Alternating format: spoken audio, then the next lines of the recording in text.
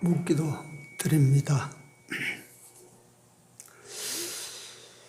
우리를 구속하신 하나님의 은혜, 하나님의 사랑을 진심으로 감사를 드립니다.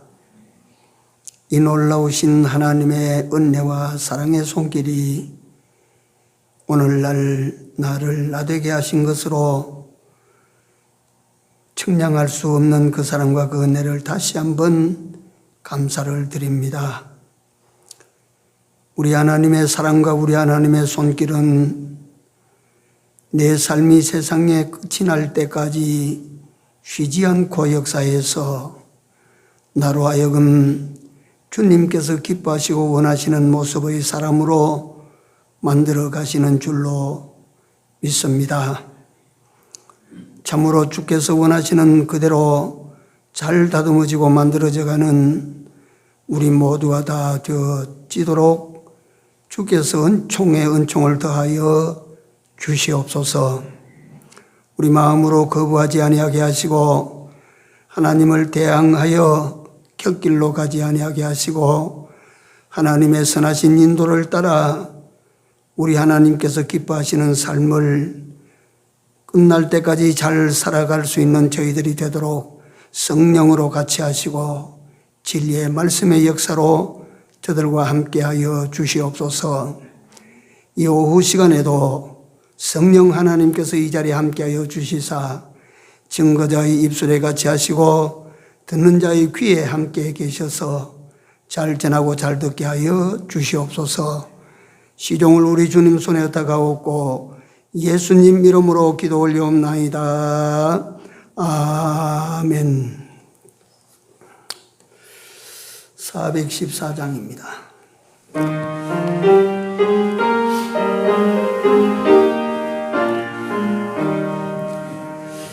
주의 사랑 비칠 때의 그 기쁨에 근심 걱정 물러가고 기쁨 오네. 기도하게 하시며 희미한 건 물리쳐 주의 사랑 비칠 때 기쁨 오네.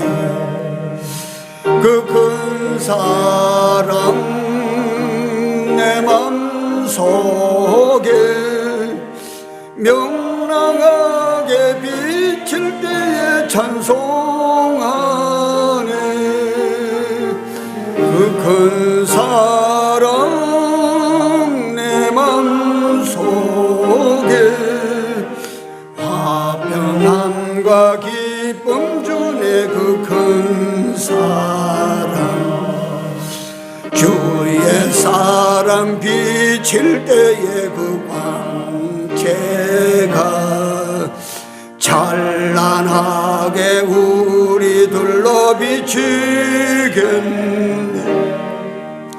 세상 모두 이기고 천국 생활할 때도 주의 사랑 비치네. 그 큰 사랑 그 큰 사랑 내 맘속에 명랑하게 비칠 때에 찬송하네. 그 큰 사랑 내 맘속에 화평함과 기쁨 주네. 그 큰 사랑.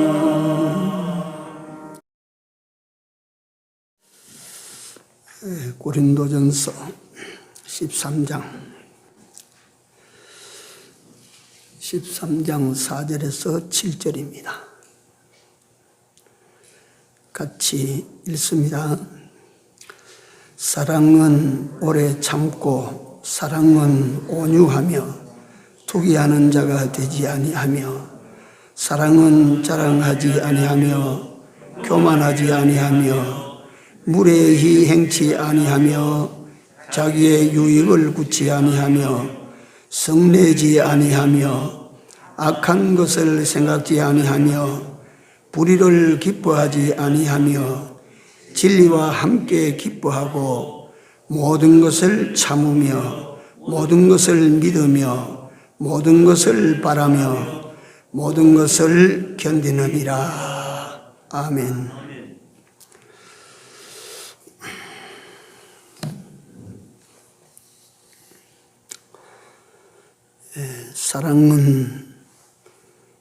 사랑은 이런 것이다. 사랑은 이런 것이다. 오전에 제가 언급했습니다마는 사람들이 사랑 싫어하는 사람이 아무도 없고 또 사랑을 최고의 가치로 여기는 우리 기독교 안에서도 사랑이 무엇이냐라고 하는 사랑이라고 하는 주상명사 하나에 대한 해석은 어디든지 볼 수가 없어요. 그래서 성경에 하나님께서 사랑은 이런 것이다. 사랑은 이런 것이다. 그러니까 볼 수 없는 사랑을, 사람들의 언어로 설명이 되지 아니하는 사랑은 이런 것이다 해서 4절부터 7절까지 말씀해 놓으신 것입니다. 이것도 완벽한 사랑이라고 하는 단어에 대한 해석이 될지는 모르지만 그저 이 4절에서 7절까지인데 이걸 다 설명하려고 해도 제가 어제 이걸 가지고 준비한다고 해보니까 A4 용지로 한 30장 좀 넘게 기록을 해봤는데 다 못하겠대요. 제가. 그래서 오늘 아마 오후에 설명되는 것은 4절 한 절쯤 설명이 될는지 모르겠습니다. 먼저 바울이라고 하는 사람에 대해서 우리가 너무 잘 알고 있지만 다시 한번 제가 소개를 하면 이 사람은 어떤 사람인가? 당대 최고의 지성입니다. 베드로처럼 무식한 사람이 아닙니다. 시대 최고의 학자인 가말리엘의 문화생입니다. 이가 사도 바울은 요즘 말로 하자면 이 두뇌 자체를 천재적인 두뇌를 가지고 태어난 사람이에요. 그래서 그가 쓴 내용들이 그 당시에 3개 국어로 쓰여졌습니다. 히브리어, 헬라어, 아람어. 그러니까 쉽게 말하면 그는 3개 국어를 자유자재로 구사하는 이런 그 언어 천재적 사람입니다. 그리고 유대인의 입장에서 보면 그는 히브리인 중에 히브리인이라고 그렇게 자기를 소개합니다. 그 히브리인이라는 이름은 원래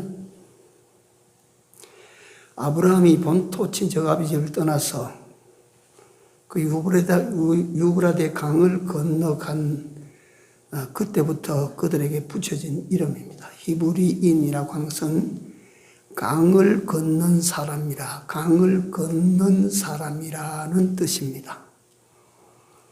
하나님의 백성으로 묵시적인 계시가 일반 세상으로부터 하나님의 세계로 걸어간 사람이라. 그 히브리인들이 언제 갈라졌느냐 하면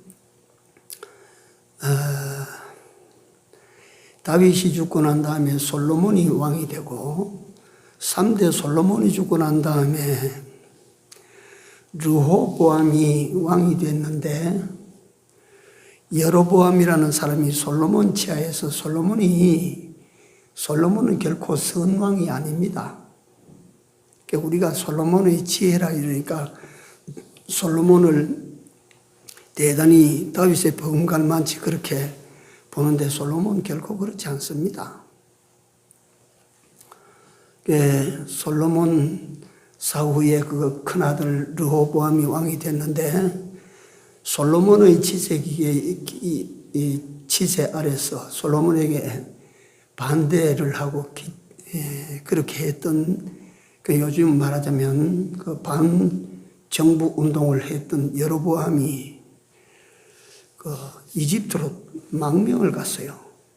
그래서 언제 돌아오느냐 하면 솔로몬이 죽고 난 다음에 르호보암이 제위에 앉을 때 여로보암이 돌아옵니다.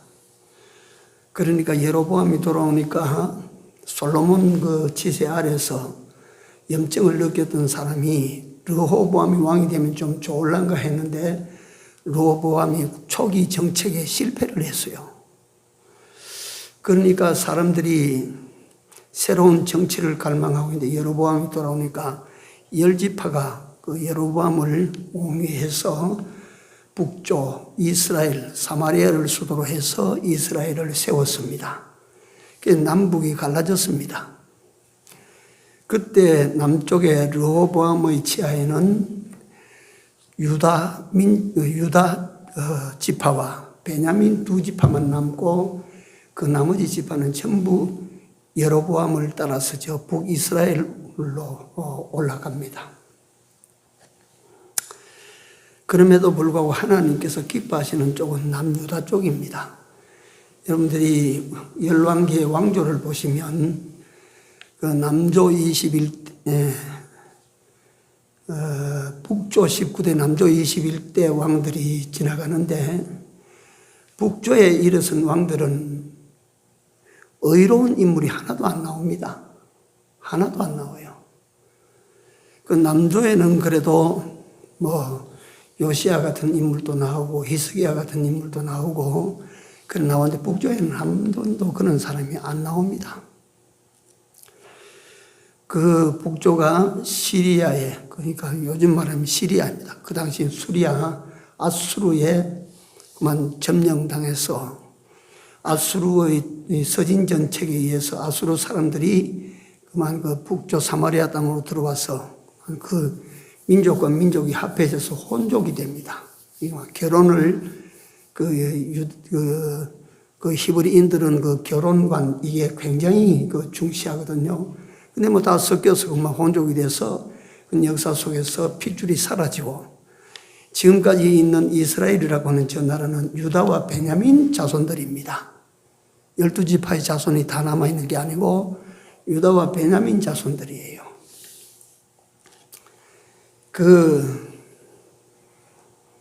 바울이 자기를 소개할 때 나는 히브리인 중에 히브리인이요. 베냐민 지파라. 자기 혈통을 베냐민 지파라고 밝힌 것은 하나님께서 정통 히브리인으로 남겨놓은 그 정통맥을 이은 사람이라 그 말이에요.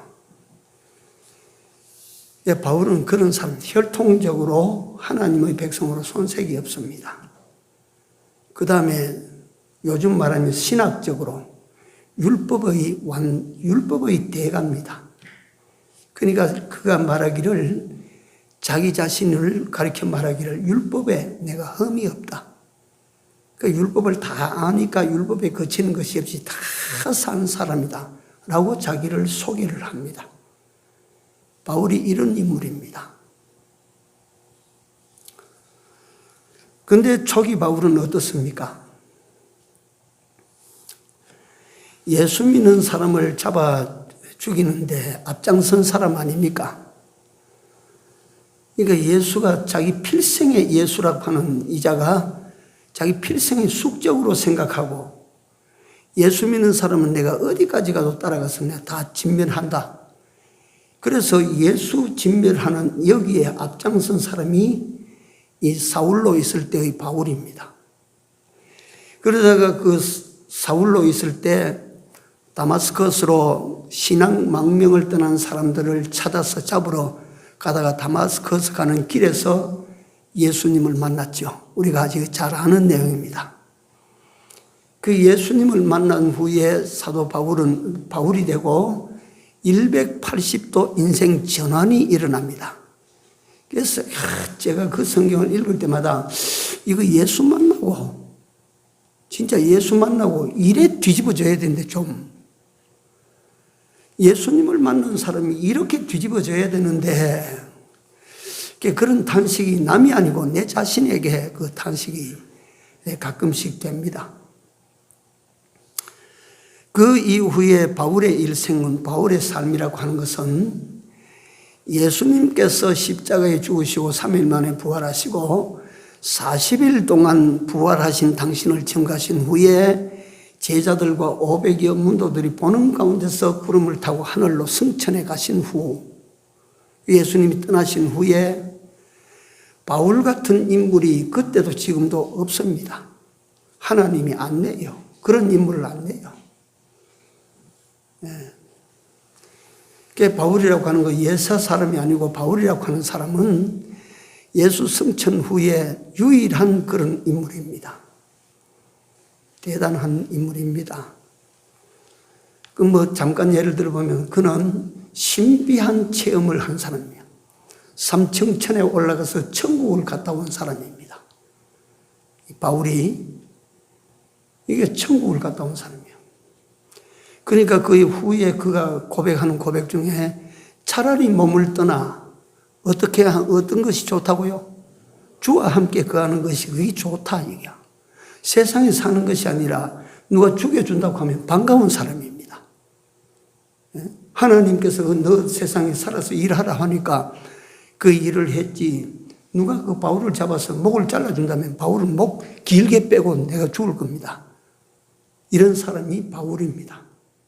차라리 몸을 떠나 주와 함께 가는 것이 좋다고 말했던 사람입니다. 그리고 그는 살아생전에 설교를 유창하게 했다는 곳은 없습니다. 전 신학자들이 이 바울은 말에 은유한 사람이에요. 말에. 그렇지만은 그는 역사에 유래가 없는 신학자입니다. 그는 신유 은사를 받아서 가는 곳마다 병자를 고쳐냈습니다.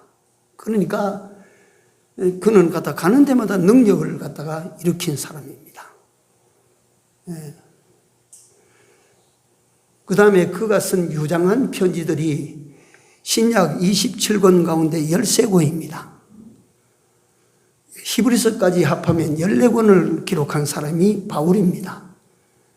이런 사람이 예수 사후에 오늘날까지 세상에 하나님이 두 번째로 이런 사람을 내신 적이 없습니다. 내시지 않았어요. 낼 수가, 나올 수가 없는 사람입니다.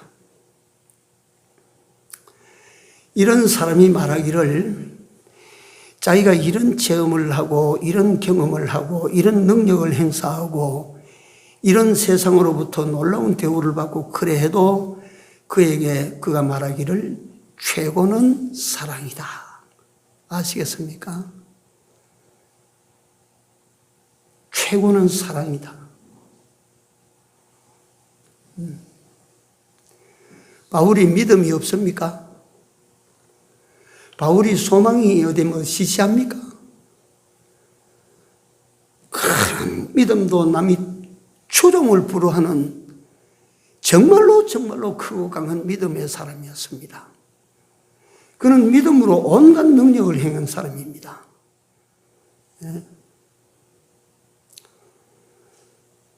그 믿음을 가진 사람이고 그는 하늘나라의 소망, 하나님의 나라에 대한 소망이 그 속에만 가득 그 소망으로 가득 채웠던 사람입니다.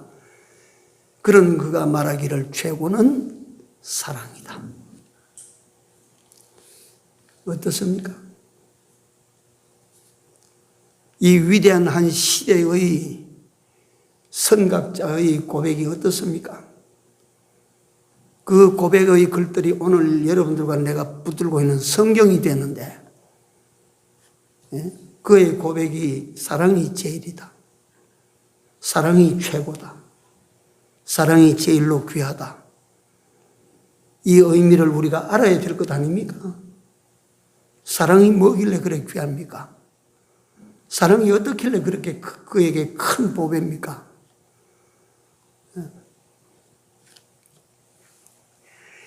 그래서 요걸 다만 한 절이라도 바로 한번 같이 생각해 보자고 해서 2절, 3절, 여기 굉장히 중요한 내용들이 많이 있는데, 그만 순서를 이렇게 정했습니다.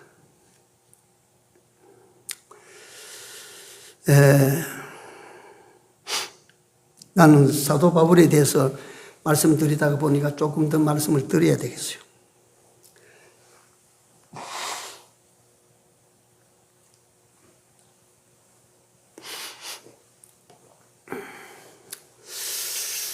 사도 바울이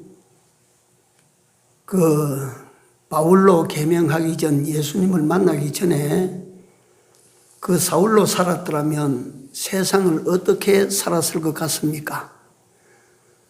구구하게 별 볼 일 없이 돈이나 좀 벌어가지고 그래 살 사람 같았습니까? 아닙니다. 이 사람은 만약에 옛날 사울로 그대로 살았더라면 이 사람이 가진 야심이 어디까지 갔을지 모르는 사람입니다. 예? 무엇을 거머 잡았을는지 모르는 사람입니다.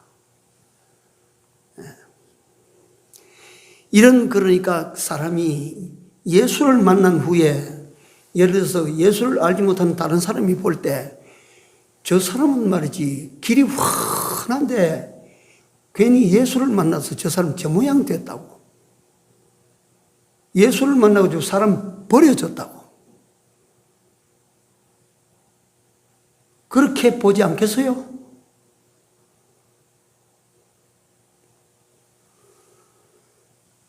그 사도 바울이 예수님을 만난 후에 고백을 합니다. 내가 복음을 전하기 위하여 하나님의 명을 받아 오다가 죽을 뻔한 일이 몇 번 있냐? 40에 하나 감한 매를 몇 번 맞았다 그랬어요? 5번 맞았습니다. 말이 그렇지 40에 하나 감한 매를 한번 맞으면 어떨까? 40에 하나 감한 매를 5번 맞았다. 그 유대 율법으로 40대를 쳐서 죽어버리면 때리는 사람이 살인죄를 짊어집니다. 39대까지 때려서 죽어도 그거는 때린 사람이 책임을 안 져요. 그러니까 39대까지는 힘들어 죽도록 두들겨 패버립니다. 패는 사람이.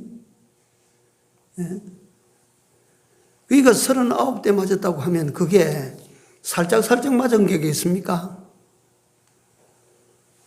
이놈이 갖다가 지가 하나님이라고 한다, 지가 하나님 아들이라고 한다, 이놈은 갖다가 이단자다 해서 얼마나 쳤겠어요? 그 40에 하나 감한 39대의 매를 5번씩이나 맞고도 살아남았어. 나는 그것을 하나님께서 명을 붙여주셔서 살았다고 생각하지, 매가 약해서 살아남았다고 생각하지 않습니다. 너 할 일이 있으니까 살아야 돼. 40에 하나 감한 매를 5번이나 맞고, 태장에 몇 번 맞았어요? 태장에 3번 맞았어요. 태장은요, 저 엎어놓고 길다란 넓은 이는 나무를 가지고 치는 거예요. 그건 몇 대 치는지 그건까지는 안 나옵니다. 3번 태장에 맞고, 한 번 뭐에 맞았다고? 돌에 맞았어, 돌에. 저 묶어놓고 돌로 치는 거예요. 스데반이 그래가지고 죽었지 않습니까? 그런 죽을 고비를 몇 번 넘겼다 이 말이지. 그 이후에도 바울은 말합니다. 내가 복음을 들고 가는데 여러 곳의 위험들을 내가 넘어 다녔다. 강의 위험, 들의 위험, 산의 위험, 동족의 위험, 이방인의 위험, 전부가 다 사울을 갖다가 해치려고 하는 원수천지 사울은 말이지, 복음을 들고 소아시아 그 지경을 갖다 3바퀴나 돌았다. 어디에 죽음이 막 사방천지에 죽음이 기다리고 있는 그 땅을 3번이나 돌았다. 이게 바울이라는 사람이요. 뭘 위해서 그 목숨을 걸고 그 죽음이 도처에 기다리고 있는데 그런 길을 갖다가 3바퀴나 돌았습니까? 뭐 때문에 그렇습니까? 로마 감옥에 갇혀 있을 때 마가에게 편지를 합니다. 네가 올 때 들어와 가보의 집에 있는 내 겉옷을 가져오너라. 내가 여러 번 춥고 배고프고. 저는 그 말을 읽을 때 진짜로 가슴이 아픈 거예요. 이 사람이 뭐가 답답해서 말이지 이래 춥고 배고픈 이런 삶을 사나 이 말이야. 내가 여러 번 춥고 배고프고 헐벗었노라. 춥고 하는 그 말이 참 가슴이 아파요. 춥고 배고프고.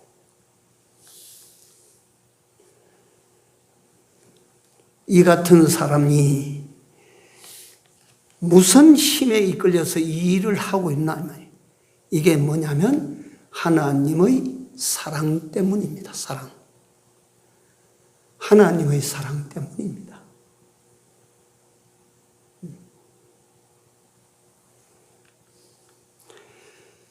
그걸 깨달고 아는 사람이 바울입니다. 바울이 그렇게 말하는 것입니다. 사랑이 그 중에 제일은 사랑이다. 사랑이 다시 말하면 복음으로 산전수전 다 겪은 정말 복음에 대해서는 달통한 이 인물이 그 중에 제일은 사랑이라고 하는 이 최고한 가치에 대하여 오늘 예수 믿는 사람이 깨닫고 정말 이 사랑의 가치를 바로 알고 예수 믿는 사람이 몇이나 돼요?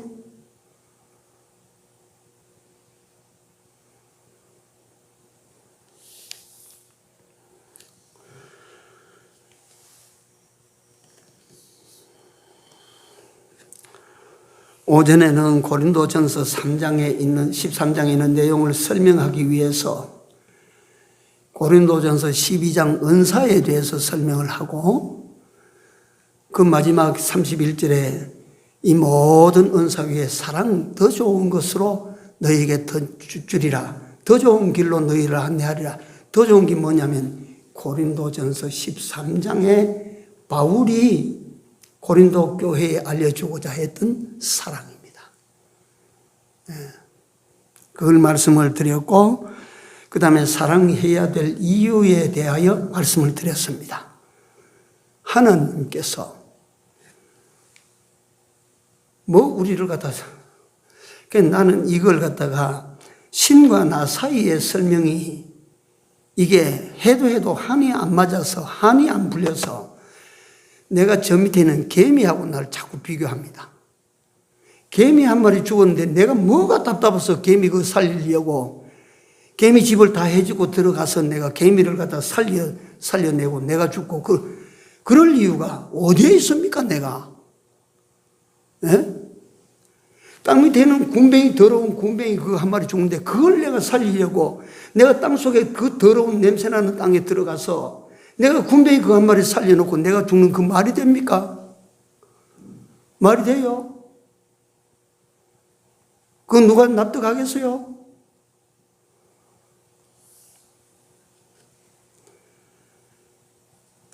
예수님에 대해서 하늘 보좌를 내려놓고 낮고 천한 이 땅 위에 오셨다. 죄로 죽었던 나를 위하여 이 세상에 오셨다. 예수님이 어떤 분입니까?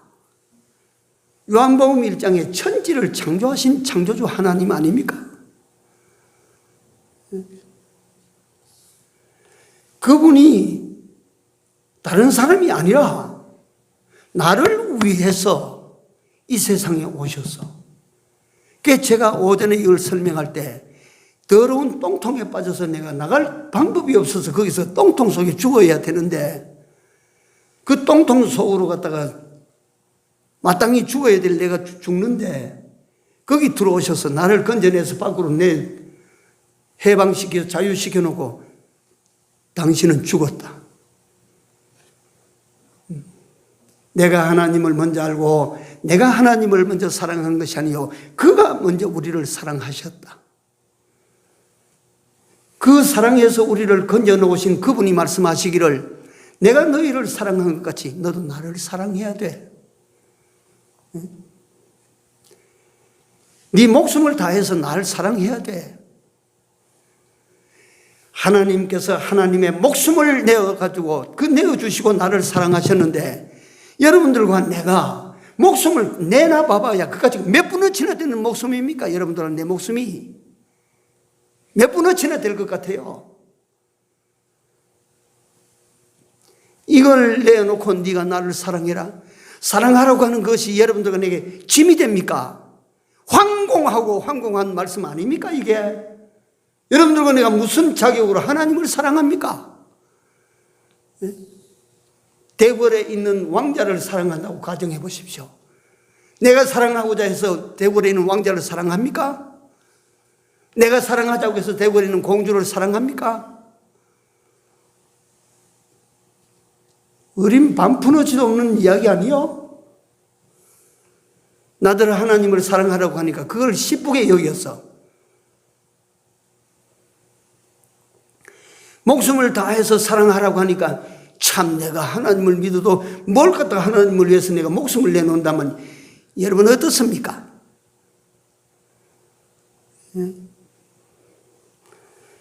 황송하고도 황송한 말씀 아닙니까?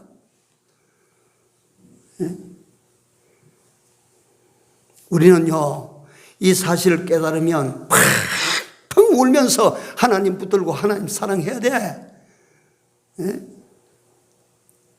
통곡하며 감사해야 돼. 통곡하며 나 같은 것이 뭐이건데 그 하나님을 사랑하나. 오후에는 사랑에 대한 서론 중인데 서론 중에 사랑이란 과연 어떤 것일까? 사랑이라고 하는 것이 과연 무엇인가?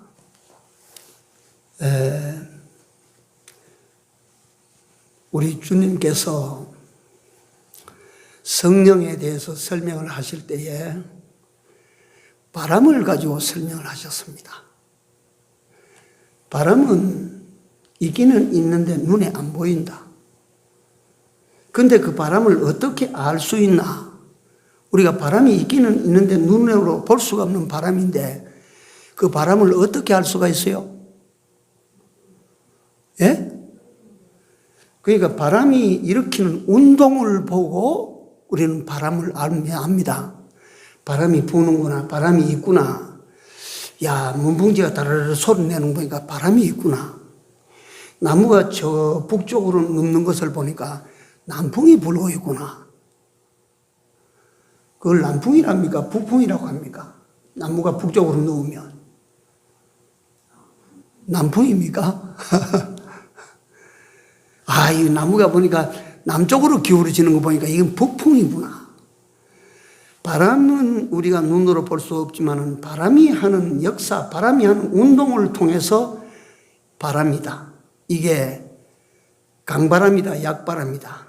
이게 남풍이다, 북풍이다, 서풍이다, 동풍이다. 압니다. 마찬가지로 성령을 어떻게 아느냐? 성령이 하는 역사를 보고 성령을 안다 그랬어요. 성령이 하시는 역사. 어떤 사람이 방언을 한다. 그 성령의 역사다. 하나님의 영이 하시는 역사다. 어떤 사람이 신유 역사를 베푸신다. 그 하나님이 하시는 역사, 성령이 하시는 역사다. 성령은 그렇다. 보이지 아니하는 성령을 하시는 역사를 통해서 우리가 성령을 압니다.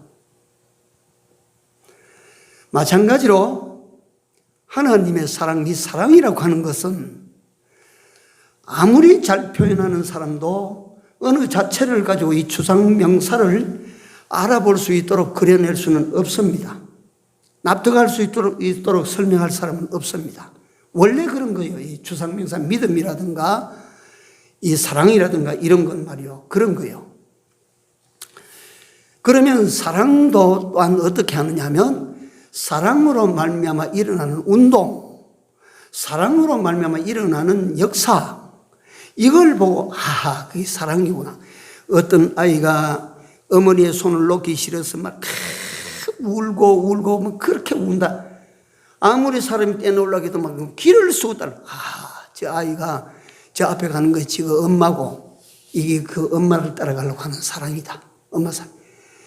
그 아이가 하는 짓을 보고 그 엄마를 향한 아이의 사랑을 알고 이게 자식이라고 하는 것도 알고 우리가 알게 되듯이 사랑이 일으키는 운동을 보고 우리는 사랑을 알게 됩니다. 이게 사랑이다.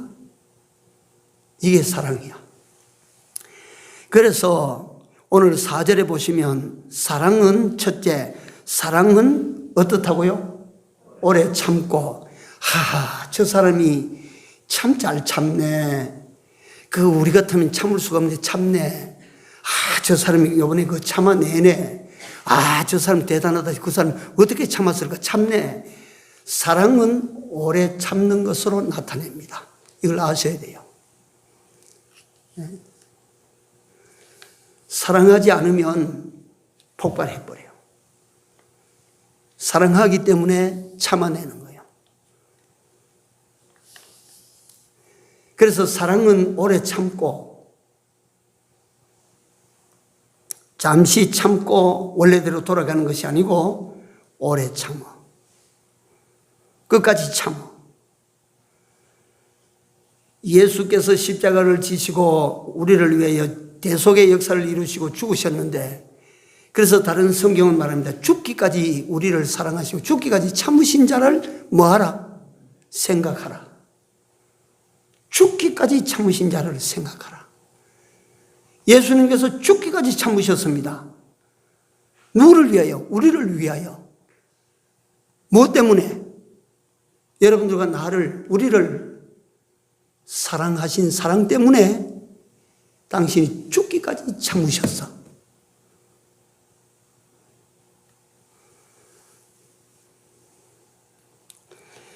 이건 말이요, 지나가는 말로 들으시면 안 됩니다. 제일 세상에서 귀한 것, 세상에서 제일 가치 있는 것, 우리 예수 믿는 사람에게 최고의 가치, 그게 어떤 것이냐?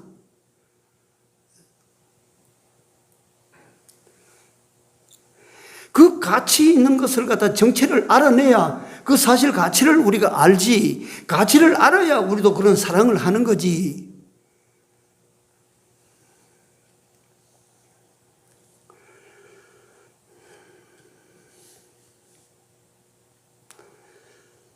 오전에 말씀을 드렸습니다마는 하나님께서는 이 사랑을 제1의 계명, 그러니까 우리 여러분들과 내가 지켜야 될 계율로 주셨어요. 사랑이다, 사랑. 예수님께서는 이 사랑을 어떻게 하라고 하시는지 목숨을 다해서 사랑하라고 하셨습니다. 사도 바울은 모든 사람들 가운데, 모든 것 가운데 사랑이 제일이라고 말했어요. 사도 요한은 하나님은 사랑 자체라고 했어요. 로마서 13장의 사도 바울은 율법의 완성이라고 말을 했어.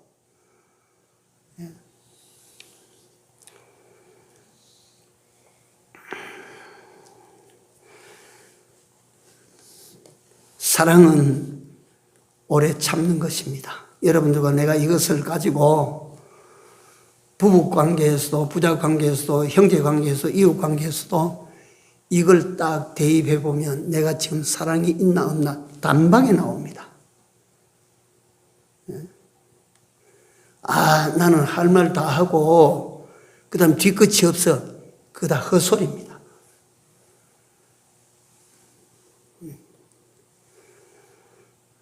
내가 사랑하면 실컷 억울해져야 돼요. 내가 사랑하면 실컷 분해져야 돼요. 내가 사랑하면 실컷 믿져야 돼요. 내가 사랑한다면 실컷 내가 천대를 받아야 돼요. 떨어져야 돼요. 그래도 참아야 돼요. 참는 거요. 시흥에서 살았는데 시흥에 지 사는 집은 좀 오래된 아파트 15층 꼭지인데 15층 꼭대기에 거기 살았어요.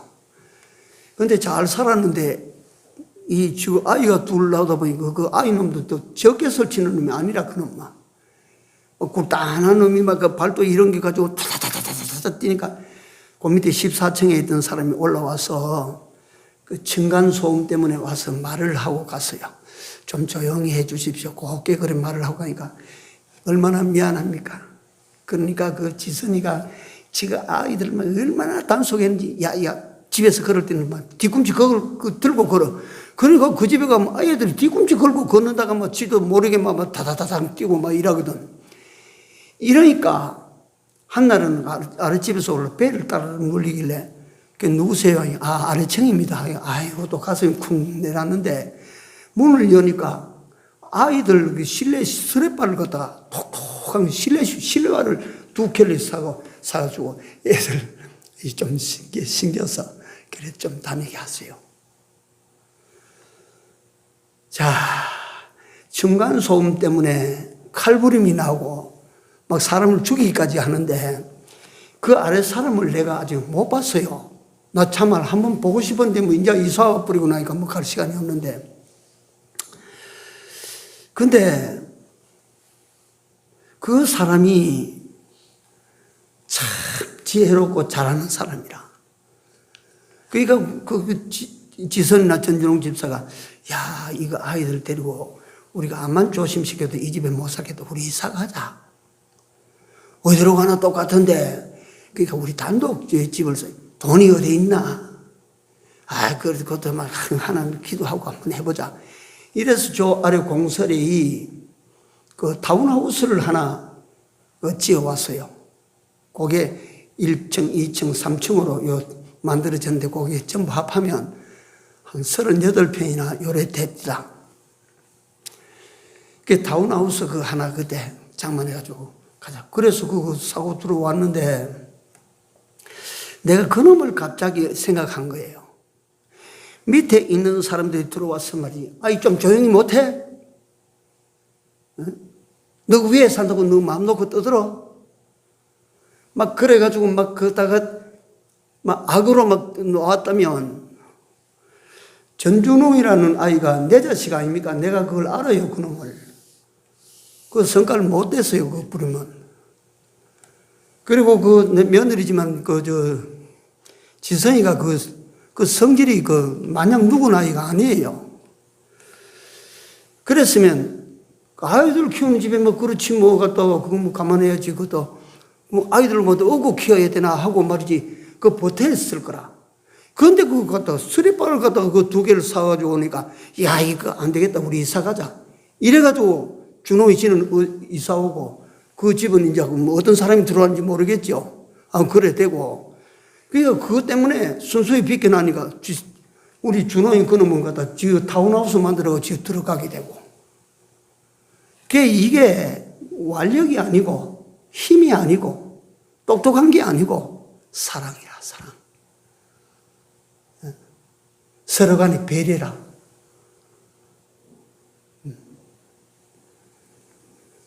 이 사랑의 배려예요, 배려. 사랑의 위력이 그렇습니다.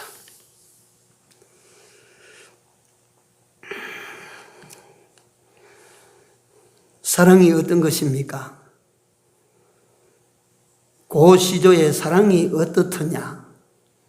둥글더냐, 모지더냐, 길더냐, 자르더냐. 그리 긴 줄 몰라도 끝간 줄을 몰라라. 옛날 사람도 사랑이 어떤 건지 몰랐어. 이 둥글둥글한지, 네모졌는지, 긴지, 자른지.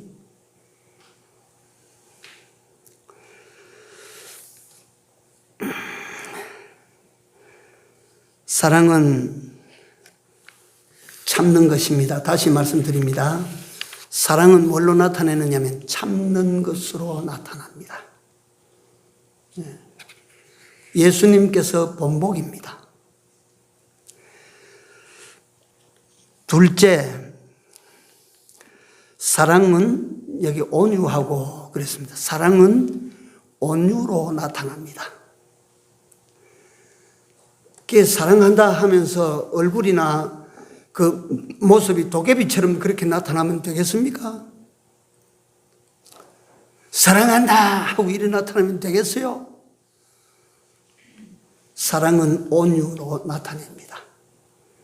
온유라고 하는 말은 따뜻할 온자요 부드러울 유자입니다. 따뜻하고 부드럽게 나타난다, 사랑은. 사랑은 항상 그래요.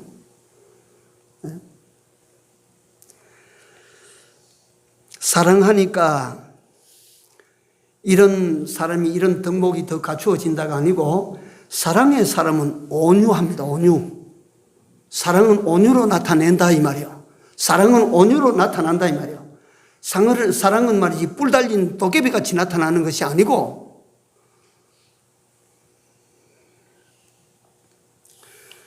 모든 사람들에게 특히 자신에게 부딪히는 사람에게 사랑은 온유로 나타내야 됩니다. 온유함으로.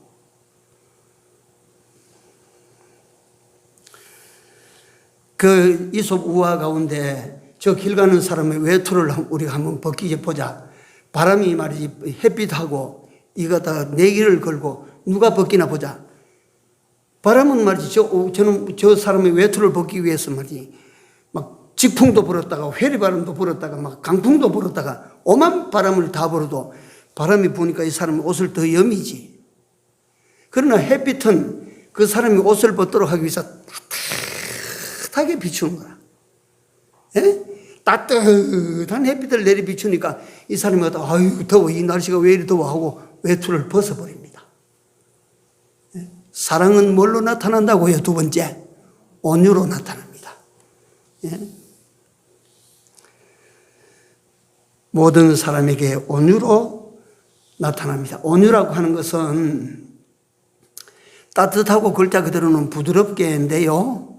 이 온유의 원어를 찾아 들어가서 풀어보면 어떤 상태를 말하느냐 하면 모든 것을 다 소유하면서 나오는 넉넉함입니다. 온유가 어떤 것이냐면 모든 것을 다 소유한 데서 나오는 넉넉함입니다. 예? 속에 사랑이 탁 있는 사람은 넉넉한 거예요. 막. 어? 풍성한 거예요. 사랑은 온유하며 꽤 온유로 표현되고 있다 그 말이에요. 세 번째, 사랑은 투기하는 자가 되지 아니하며. 투기하는 자라고 하는 이 말은 저 땅이 지금 10만 원짜리인데 앞으로 100만 원짜리 될 거야 해서 그 땅을 사는 이건 투기고 투기. 이거는 투기라고 하는 것. 질투라고 하는 말이에요. 질투. 사랑은 질투하지 않는다. 예? 사랑, 진짜 사랑은 어떻게 나타나느냐? 질투라고 하는 것이 없다.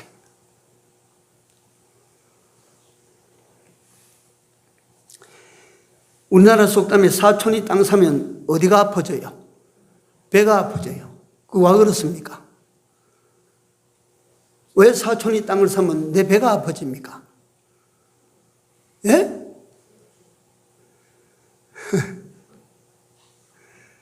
사랑이 없어서 그런 거 아닙니까? 내가 잘못 진단한 겁니까? 사촌이 땅 사는데 내 배가 왜 아픕니까? 사랑이 없어서 그런 거 아닙니까? 예? 사랑 있는 관계를 생각해 봅시다. 아들이 땅 사는데 애비가 배가 아파져요? 배 아파요? 안 아픕니다. 왜 안 아픕니까? 사랑하니까 배 안 아파요. 좋지. 사랑은 어떤 모습으로 나타나느냐? 투기가 없어져요. 관용이 생겨요.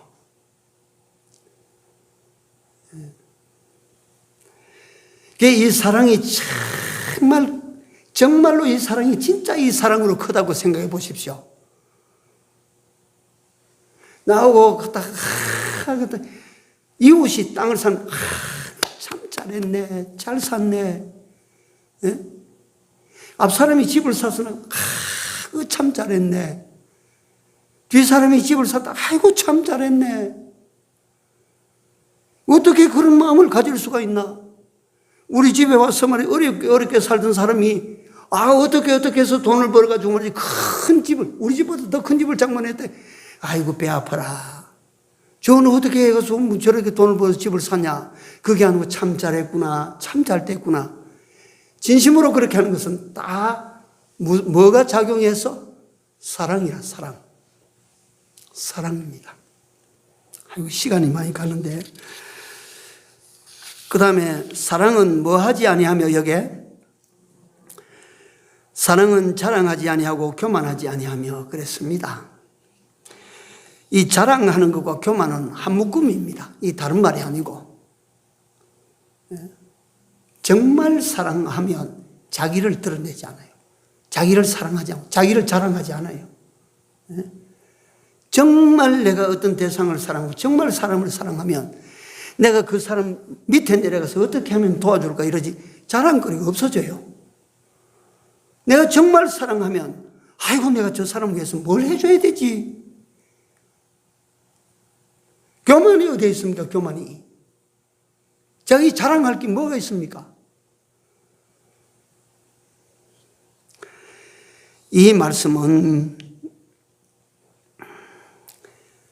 사랑은 이런 모습으로 나타난다 그거예요. 사랑이라고 하는 것이 특별한 사랑의 알맹이가 이렇게 툭 불거져 나오는 것이 아니고 무슨 그다가 사과나무 속에 사랑이라고 하는 것이 열매처럼 이렇게 탁탁탁탁 맺어지는 것이 아니고 어떤 사람에게는 오래 참음으로 나타나고 어떤 사람은 온유로 나타나고 어떤 사람은 투기가 없는 관용으로 나타나고 어떤 사람은 자기 자랑하지 아니하고 겸손함으로 나타나고 이게 사랑이라. 이 뒤에 나타나는 보면 더 기가 막힌 진짜로 좋은 것들이 많이 나옵니다. 사랑에 대해서. 그래서 이 사랑은 이런 것이다. 어때 잠깐만 봐도 이 사랑이 좋아요, 안 좋아요? 얼마나 좋습니까? 얼마나 좋습니까? 오래 참는 거 이거 얼마나 좋습니까? 왜 못 참나? 사랑이 없어 못 참아. 내 자식이 한만 해도 내가 끝까지 그 자식을 안 버리고 참는 것은 사랑 때문이야. 사랑. 그런 것 아니요. 이 하나님께서 우리를 사랑하신 사랑을 본받아서 우리도 이 귀한 사랑을 행하며 남은 때를 살아갑시다. 그래야 됩니다. 기도합시다. 하나님, 이런 하나님께서 우리로 하여금 가지고 살게 하시는 또한 당신이 본보기로 보여주신 이 사랑을 남은 때 실천하며 사랑으로 내 인생을 채워나갈 수 있도록 남은 길을 인도해 주시옵소서. 혹여라도 남을 미워하는 마음이 우리 속에 일어나지 않게 하여 주옵시고 질투도 우리 속에서 다 감추어 주시고 주께서 우리를 사랑하심 같은 그 사랑으로 우리도 사람을 사랑하며 살게 하여 주시옵소서. 이러한 사랑으로 사랑해서 주님의 온전하신 사랑을 깨닫고 거룩한 사랑, 주님의 사랑의 사람으로 마지막에 아버지 하나님 앞에 설 수 있는 저희들이 다 되게 하여 주시옵소서. 사랑하시는 우리 아버지 하나님, 이 귀하고 복된 것을 우리로 하여금 깨닫지 못하고 산 것을 용서하시고 남은 때 하나님의 사랑의 사람으로 살아갈 수 있도록 다시 한번 구하오니 우리에게 은혜를 더하여 주시옵소서. 예수님 이름으로 기도 올리옵나이다. 아멘. 405장입니다.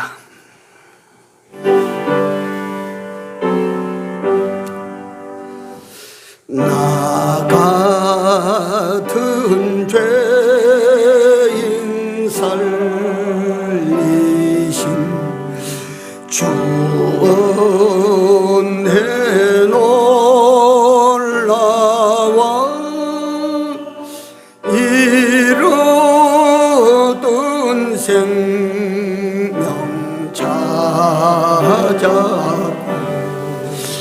광명을 얻었네. 거기서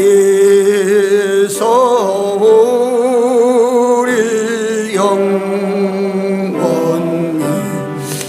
주님의 은혜로 예처럼 밝게 살면서 주 찬양하리라.